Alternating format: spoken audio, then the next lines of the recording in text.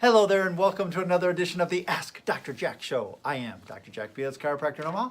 Hello everybody, I'm Aaliyah, Dr. Jack's assistant. And together we make up the Dr. Jack Show 2.0.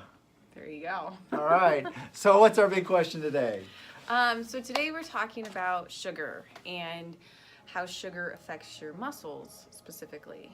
Because we've talked a lot about sugar and digestion and sugar in your brain, but what about your muscles? So, go. All right, okay, so sugar is a big problem already, and it's going to be getting bigger. And I'll explain that to you because,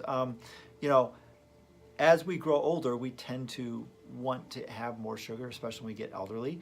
But today's kids are eating so much more sugar than we were when I was a kid, that problem is just going to even get worse and worse and worse. And so we're looking at some of the detriments of sugar. And so what sugar tends to do is it really starts to affect the muscles. And basically, it gets a little complicated, but you've got two types of muscles, fast twitch and slow twitch, and you need both of them. The fast twitch is like the ones that you use to do something that you need a lot of energy really quickly, like a sprint or lifting something heavy. The slow twitch are ones that you need more for longer, prolonged movement. So like postural muscles, or a person that's running a marathon, something that, you just need a little bit more. Anyway, so what happens is the fast twitch muscle, so basically, it presents a problem, especially for the elderly who need those slow twitch muscles for posture and for standing upright and for not falling. So it's kind of a big deal. So the elderly are already a big fall risk because they're Well, old. and probably because of this.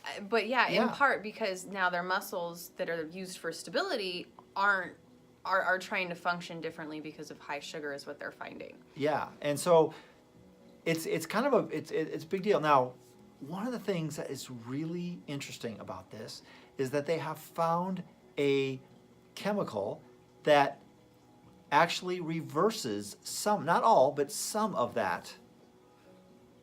And the great thing about it is, well, it's called resveratrol. Resveratrol. If you recognize that, I do. it is a chemical found in red wine. And so actually drinking red wine kind of reverses the effects of some of that sugar degradation that happens. And the reason it's in red wine and not white wine is because it's actually found in the skin of grapes.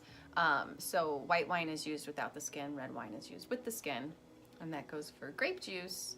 Yeah. So here's real the thing. Grape juice will also have the resveratrol in it as well. Yeah. So you don't have to necessarily have the wine. But you should. But you can totally use this as an excuse Right, if you you want. Yes. So anyway, so that's the big thing. So anyway, watch your sugar consumption. I mean, we've known about this. I mean, you could do a great job of weight training or working out or whatever, and you could just completely demolish all of those great things you did by not eating properly. And one of the things in eating properly is watching your sugar intake. And a big way people get sugar is through carbs. We're eating way more carbs these days as part of a normal diet than we ever did.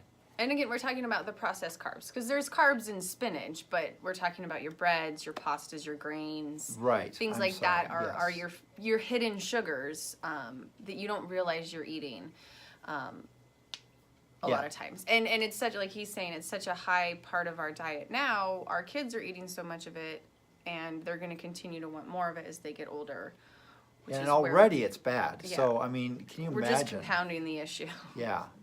Anyway, like this, share this with people. I mean, because we want to get this information out. It's awesome information. Forward it on to your friends. Let them know about us because we like helping people. That's right. That's it for this episode. Stay healthy, Omaha.